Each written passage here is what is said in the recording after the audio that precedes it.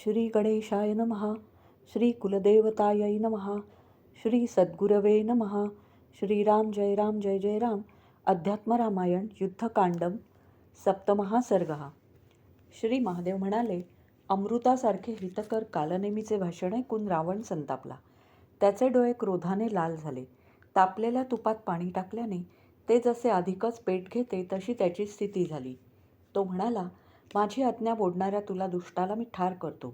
शत्रूकडून काही लाच वगैरे घेऊन तू रामाचा सेवक झाला आहेस आणि म्हणूनच असे भाषण करीत आहेस. त्यावर कालनेमी रावणाला म्हणाला, राजन, आपण कशाला रागावता? जर माझे भाषण आपणाला आवडत नसेल तर आपण सांगता त्याप्रमाणे मी जाऊन करतो. असे बोलून मारुतीला विघ्न करण्याची रावणाज्ञा घेऊन तो महासूर कालनेमी तत्काळ तेथून निघाला. हिमालयाच्या समीप जाऊन तेथे त्याने एक तपोवन तयार केले. तेथे तो दुष्ट मुनिवेश धारण करून शिष्य परिवारासहित राहिला. महात्मा मारुती ज्या वाटेने जावयाचा तीच वाट रोथून तो कालनेमी राहिला. मारुती तेथून जात असता तो रम्य आश्रम त्याच्या दृष्टीस पडला. ते पाहून त्या वैभवशाली मारुतीने विचार केला, हे उत्तम आश्रमस्थान ह्यापूर्वी माझ्या पाहण्यात आले नाही. माझा रस्ता चुकला किंवा माझ्या चित्ताला भ्रम झाला हे काही समजत नाही. असो, आपण आता ह्या आश्रमात शिरावे, सगळ्या मुनींना भेटावे, जलप्राशन करावे आणि मग त्या उत्तमोत्तम द्रोण पर्वताकडे जावे. असे बोलून औरस चौरस 4 कोस लांब अशा त्या आश्रमात मारुती शिरला. त्या आश्रमात केळी, शाल, खर्जूर, फणस इत्यादी वृक्ष सर्वत्र लागलेले असून त्यावरील पक्व फलांनी त्यांच्या शाखा वाकून गेल्या होत्या. ते स्थान वैरभावरहित होते. तेथे सर्वत्र पवित्रता आणि निर्मलता दिसत होती. त्या आश्रमात कपट योगाचा स्वीकार करून कालनेमी शंकरांचे पूजन करीत होता. हनुमंताने आदरपूर्वक त्या महासुराला वंदन केले आणि म्हटले, भगवन, मी हनुमान नावाचा रामदूत आहे. रामाचे महत्त्वाचे कार्य करण्याचे योजून मी क्षीरसमुद्राकडे जात आहे. ब्रह्मन, मी तहानेने व्याकुळ झालो आहे. पाणी कोठे आहे बरे? पोटभर पाणी पिण्याची माझी इच्छा आहे. तर मुनिश्रेष्ठा, ते कोठे आहे मला सांगा. ते मारुतीचे भाषण ऐकून कालनेमी त्याला म्हणाला, माझ्या कमंडलूतील उदक प्राशन कर. ही पक्व फळे खा. नंतर सुखाने येथे राहा आणि निद्रा घे. इतकी त्वरा करण्याचे कारण नाही. तपश्चर्येच्या योगे मी स्वतः भूत, वर्तमान आणि भविष्य सारे जाणतो. लक्ष्मण उठला असून सर्व वानरही रामदर्शनाने जिवंत झाले आहेत. ते ऐकून हनुमंत म्हणाला, मला फार तहान लागली आहे. कमंडलूतील उदकाने ती भागत नाही. म्हणून मला पाण्याचे ठिकाण दाखवा. बरे आहे, असे म्हणून कालनेमीने मायेने निर्माण केलेल्या एका बटूला आज्ञा दिली. बटो, ह्या वायुपुत्राला विस्तीर्ण असा जलाशय सरोवर दाखव.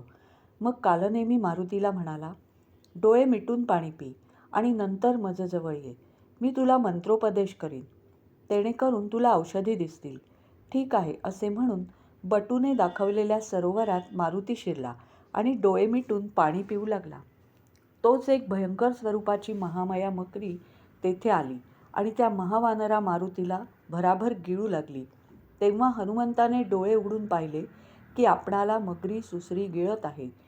मारुतीला क्रोध आला आणि त्याने दोन्ही हातांनी त्या सुसरीचे तोंड फाडून टाकले. त्यामुळे ती तत्काळ मरण पावली.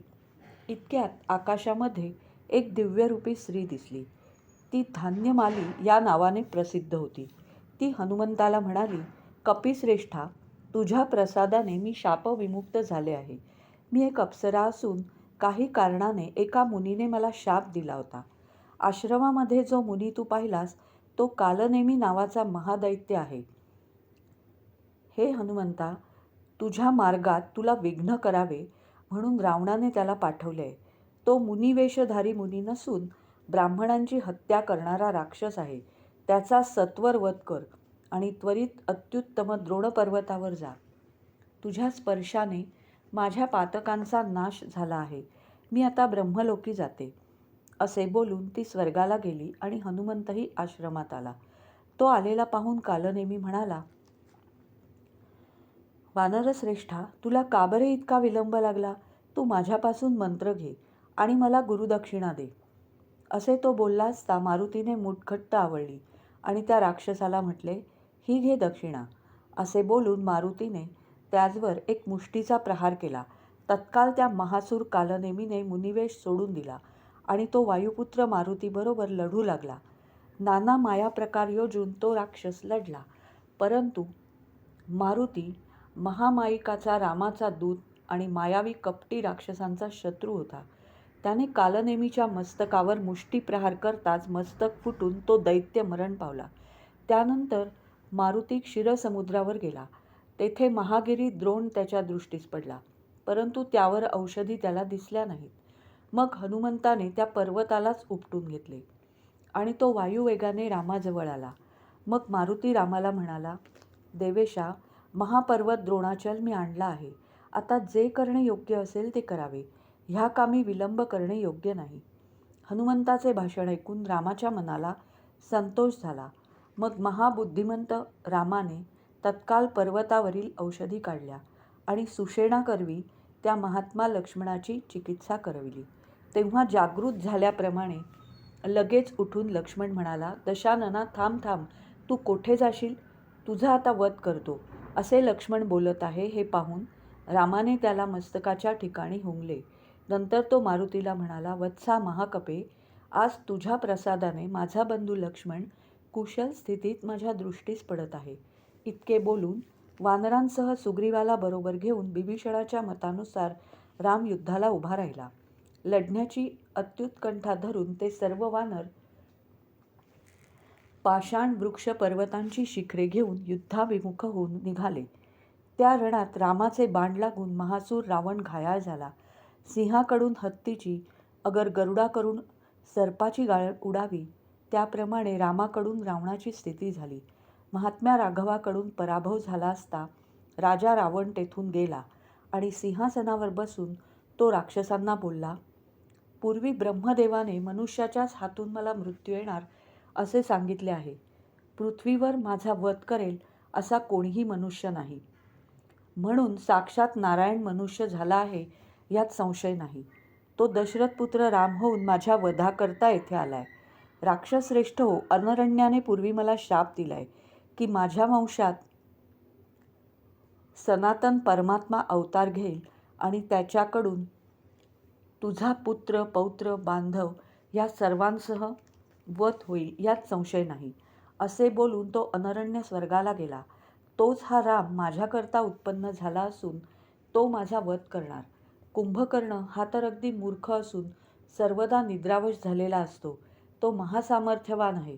त्याला जागा करून मजजवळ आणा. रावणाने असे सांगितले असता ते प्रचंड देह धारण करणारे राक्षस लागलीच गेले आणि त्यांनी नाना प्रयत्नांनी कुंभकर्णाला जागा करून त्याला रावणाजवळ नेले. त्याने राजा रावणाला नमस्कार केला आणि तो आसनावर बसला. त्या आपल्या बंधूला रावण राजा दीनवाणीने बोलला, कुंभकर्णा, मजवर मोठे संकट कोसळले. त्याचा काही विचार कर. माझे शूर पुत्र, पौत्र, बांधव ह्यांचा रामाने वध केला आहे. सांप्रत माझा मृत्यू समय आला आहे. ह्याला आता मी काय करावे? हा बलवान दाशरथी राम सुग्रीवास बरोबर घेऊन सैन्यासह वर्तमान समुद्र उल्लंघून इकडे आला असून तो आमची मुळे खणून काढीत आहे. आमचे मुख्य राक्षस वानरांकडून रणांगणावर मारले गेले. वानरांचा युद्धामध्ये वध झाल्याचे मला कधीच ठाऊक नाही. महाबाहो, शत्रूचा नाश कर, ह्याचकरता तुला जागे केले आहे. तू महापराक्रमी आहेस. हे दुष्कर कर्म आहे, तरी बंधू करता ते हाती घे. ते रावण राजाचे शोकाचे भाषण ऐकून कुंभकर्ण मोठ्याने हसला. तो म्हणाला, राजा, पूर्वी गुप्त मसलत चालली असता मी जे तुला सांगितले होते तेच तुझ्या पापकर्माचे फळ आज तुला प्राप्त झाले आहे. मी तुला पूर्वीच सांगितले होते की राम हा परमात्मा नारायण व सीता ही योगमाया आहे.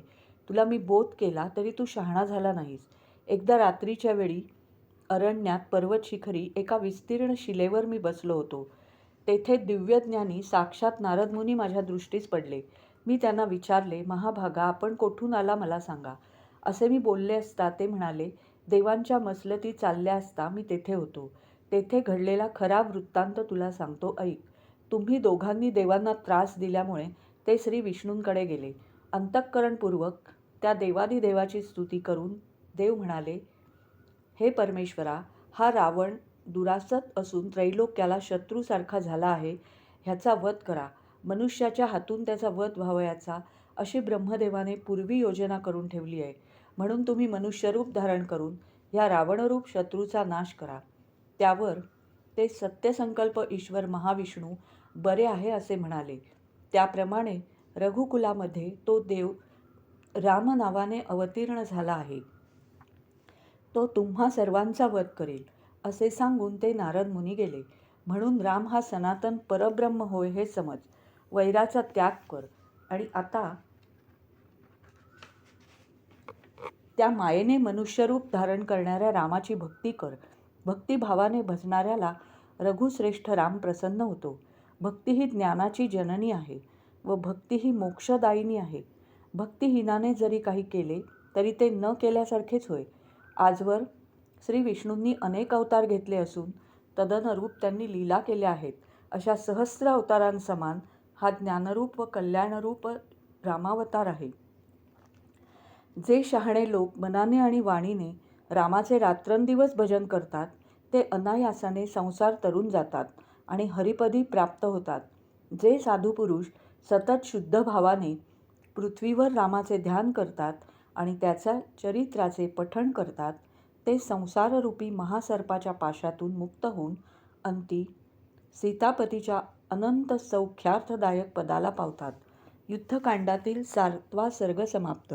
श्रीराम जय राम जय जय राम.